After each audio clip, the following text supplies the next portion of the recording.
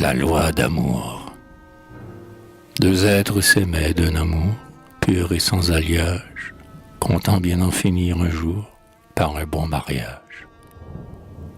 Les parents de nos amoureux s'y montraient favorables, cette union étant pour eux chose fort désirable.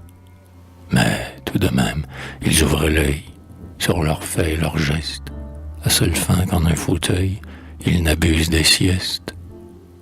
La mère du jeune tendron les harcelait, farouche, tout le jour, comme un moucheron, et voyait tout en louche. Quand ils se croyaient à l'écart, pour se dire des choses, elle survenait, par hasard, leur débiter ses proses. Le père du jeune garçon ne les voyait qu'à table. Il les mettait moins de façon, beaucoup moins redoutable.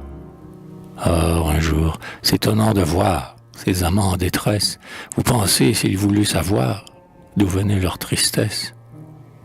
Dès qu'il en connut la raison, et sans plus qu'il insiste, il courut vite à la maison de notre rigoriste.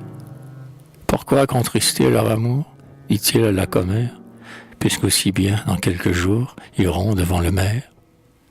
Soit qu'il aille se promener, surtout, pas de bêtises, dit-elle, et rentrez pour dîner, à cette heure précise.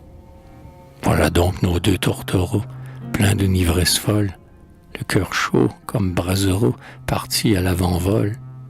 Enfin, ils étaient seuls, pas moins, tout en jeunesse, en joie. Ils pouvaient jouer, sans témoin, au jeu de petit toit.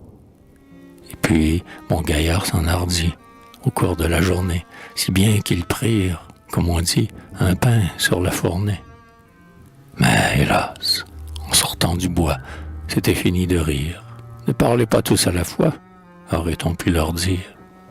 Elle était soucieuse, et lui, les yeux fixés à terre, semblait se dessécher d'ennui.